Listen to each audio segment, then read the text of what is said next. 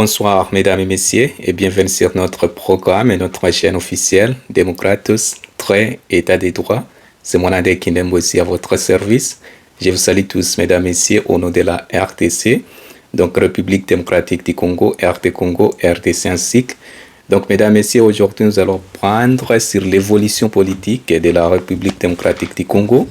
Donc, c'est le contexte historique et culturel en profonde, donc c'est l'évolution historique des systèmes politiques en général et des idées et des idéologies donc en République démocratique du Congo, notre beau pays. Donc, introduction générale, mesdames et messieurs, donc l'histoire politique de la République démocratique du Congo est marquée de transformations profondes et souvent brutales, traversant plusieurs périodes de ruptures et de recompositions idéologiques. Donc, c'est l'idéologie. Donc, depuis l'époque coloniale jusqu'à l'ère contemporaine la République démocratique du Congo a reconnu divers systèmes politiques, donc de la colonisation paternaliste belge au monopartiste de Mobutu, autoritaire de Mobutu, donc en passant par les expériences démocratiques tumultueuses de l'après l'année 1990. Donc chaque période a vu donc l'émergence des courants idéologiques spécifiques comme le panafricanisme, nous avons nationalisme, mobutisme aussi et démocratie libérale. Donc façonnant l'organisation du pouvoir, la culture politique et les dynamiques sociales aussi. Donc, comprendre cette évolution est essentiel pour saisir les défis politiques actuels du pays. Donc, il est nécessaire de comprendre le contexte historique et culturel de notre beau pays, la République démocratique du Congo, RDC en cycle. Donc, mesdames et messieurs, le premier titre sera basé sur la période coloniale, donc année 1885 jusqu'en 1960, en cas de 1885. Donc, c'est la conférence de Berlin, 1960. Donc, c'est l'indépendance de notre pays, la République démocratique du Congo. Donc, la période coloniale, 1885 à 1960, domination et paternalisation. Deuxième titre, mesdames et messieurs, sera basé sur la période de l'indépendance et crise politique. Donc, c'est l'année 1960 jusqu'à 1965, donc 5 ans. Après ça, mesdames et messieurs, troisième titre sera basé sur la période de Mobutisme. Mobutu, c'est quoi? Mobutisme.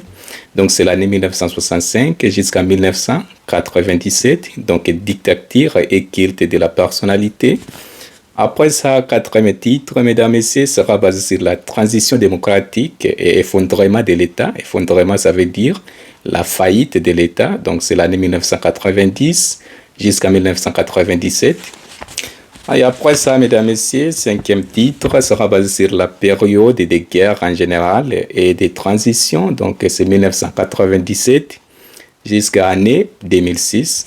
Après ça, sixième titre et la dernière sera basée sur la période démocratique actuelle, donc aujourd'hui. Donc, c'est l'année 2006 jusqu'à aujourd'hui, en avril 2025. Après ça, finalement, mesdames et messieurs, donc ça sera la conclusion générale ou bien sommet.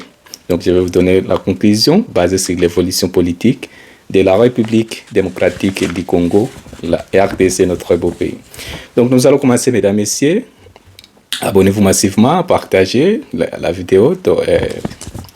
Premier titre, donc la période coloniale, 1885 jusqu'à 1960, domination et paternalisation. Donc, je vais vous donner le système politique, l'idéologie dominante et puis l'impact de l'année 1885 jusqu'à 1960.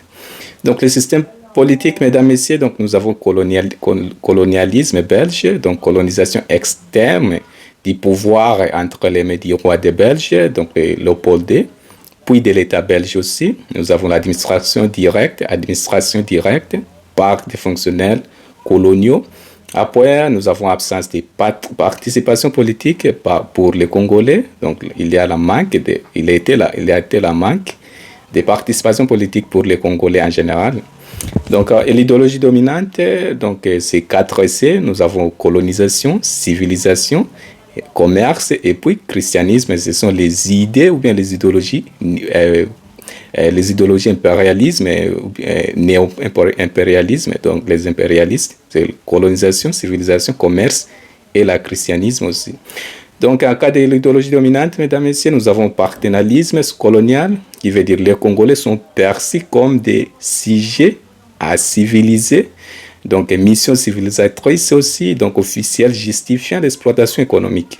L'impact de l'année, de la période coloniale, à 1885 à 1960, donc création d'une élite évaluée, donc éduquée dans la mission qui veut dire colonisation mentale ou bien mentalisme, formation des premières revendications politiques dans les années 1950 ou bien 1950.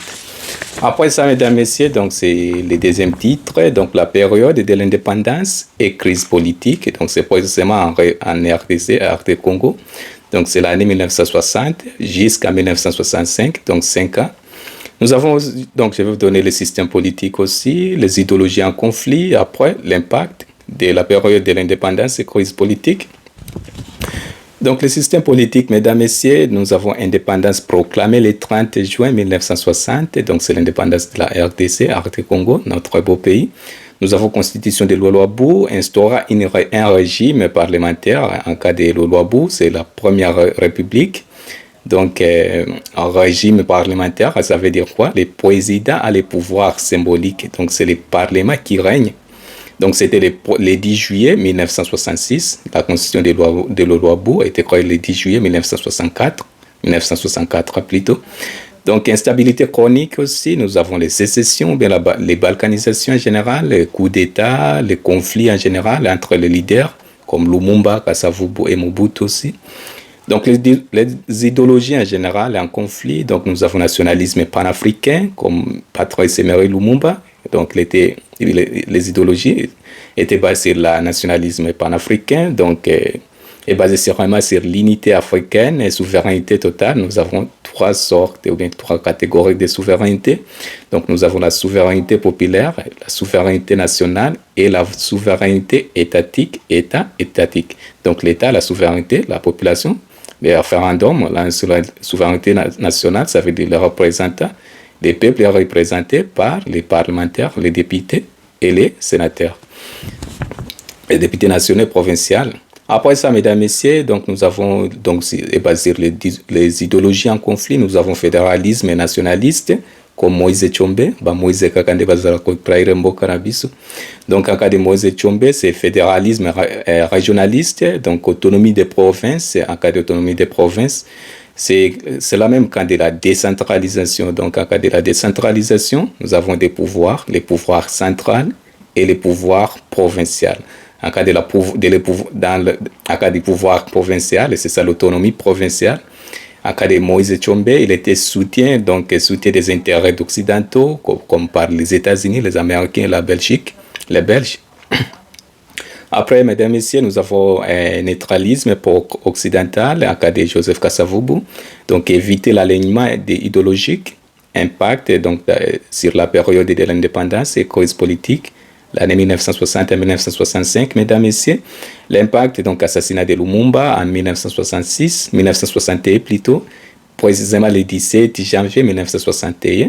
Nous avons coup d'état militaire de Mobutu en 1965. Troisième titre, mesdames et messieurs, basé sur la période du moboutisme, donc c'est l'année 1965 jusqu'à 1997, donc 32 ans de pouvoir, dictature et culte de la personnalité en cas de dictature, donc autoritaire, régime autoritaire ou bien despotisme. Donc je vais vous donner les systèmes politiques aussi, l'idéologie dominante et l'impact aussi basé sur la période du moboutisme, 1965 jusqu'à 1997. Donc, le système politique, nous avons le régime présidentiel fort instauré par Mobutu Sese Seko, Kukungwento Zabanga.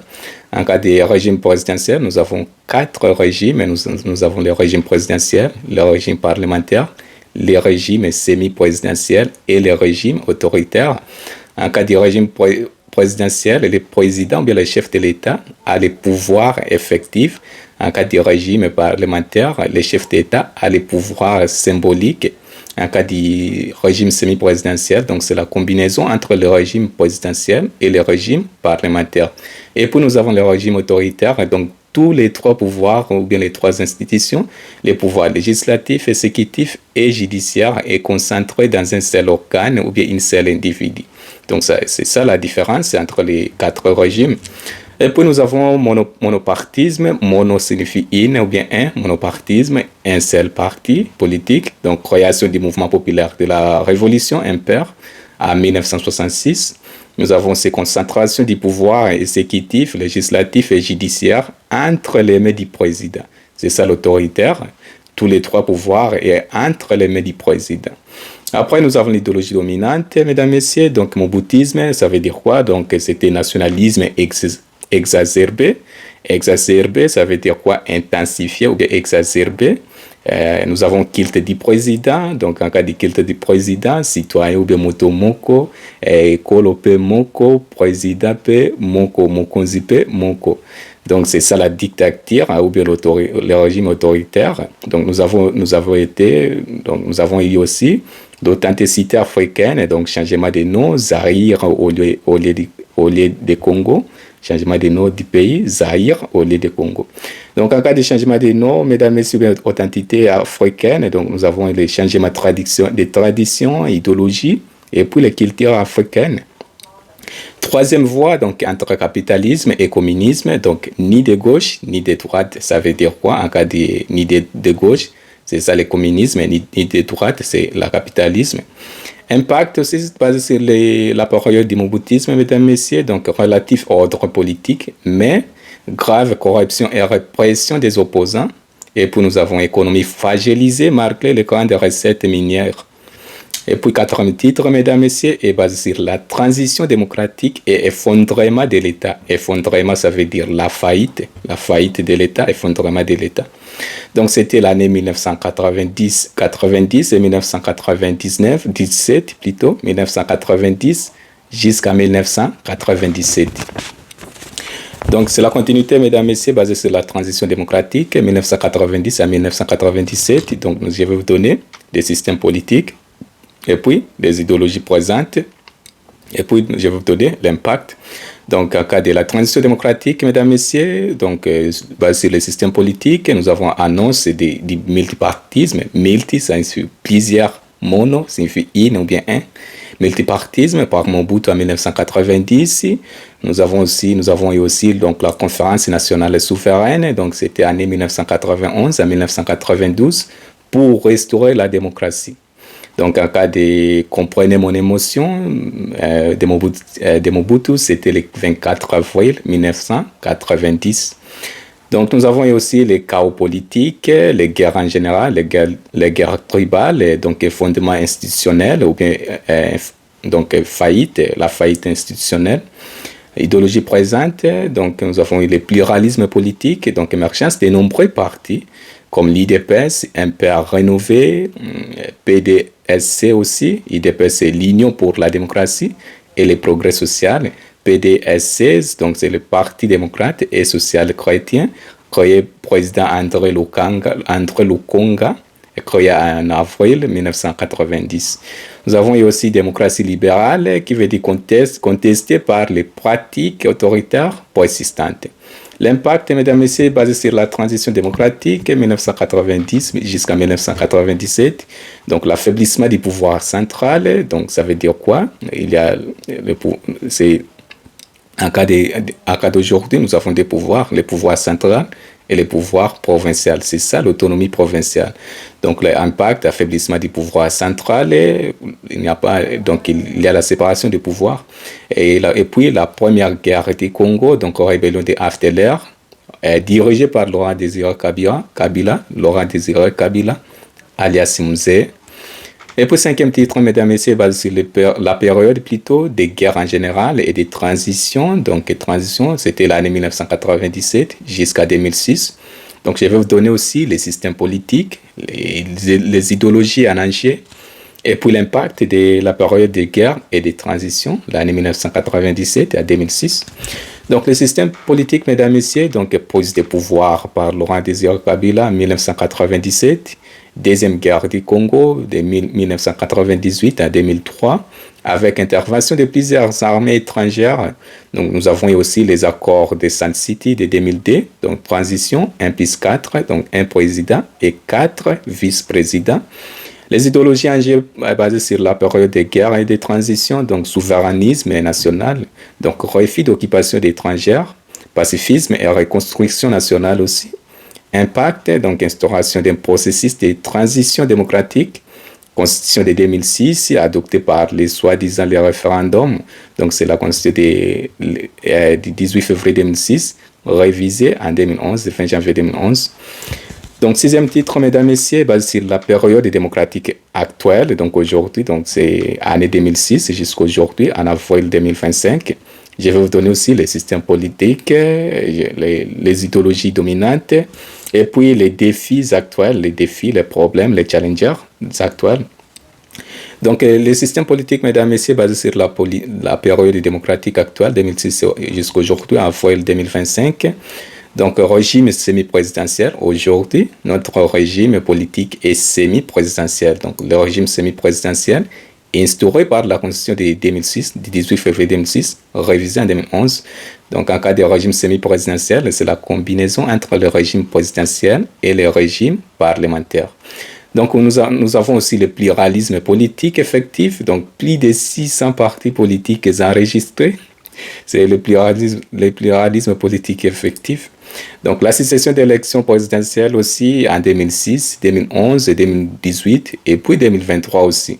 Nous avons les idéologies dominantes, donc aujourd'hui, 2025, donc les idéologies année 2006 à 2025, avril 2025. Donc, c'est la continuité, mesdames et messieurs, c'est la période démocratique actuelle, 2006 jusqu'à aujourd'hui. Nous avons démocratie multipartisme. C'est quoi la démocratie? Demos, Kratos, c'est le mot grec. Demos signifie peuple, Kratos, c'est pouvoir. Donc, pouvoir du peuple, le peuple d'abord, c'est ça la démocratie. Multipartisme, ça veut dire plusieurs partis politiques. Donc, lutte pour l'état des droits, c'est quoi l'état des droits? Donc, c'est la séparation des pouvoirs. Donc, les pouvoirs législatifs pour légiférer, élaborer, et adopter, analyser et voter les lois. Les pouvoirs exécutifs pour exécuter et la gestion de l'administration publique. Les pouvoirs judiciaires et la pour application des lois en général et sanctions les infractions. Donc, c'est ça la séparation des pouvoirs. Les trois pouvoirs exécutifs, et législatifs et judiciaires. Donc, lutter pour l'état des droits, mais fragiliser, donc fragilité des institutions.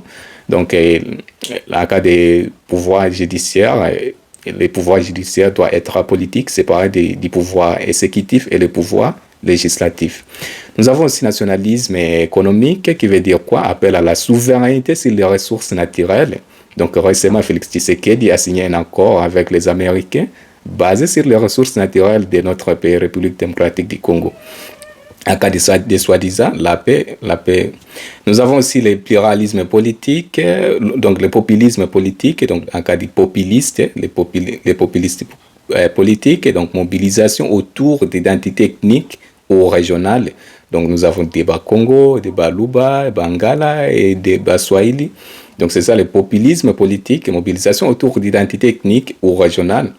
Donc, les défis actuels aujourd'hui, mesdames et messieurs, basés sur la période démocratique actuelle, 2006 à avril 2025, mesdames et messieurs, nous avons consolidation démocratique difficile, comme contestation des élections, en cas de les vérités des urnes et de Martin Fayoulou, m'a dit les vérités des urnes et contestation des élections, mais les résultats électoraux.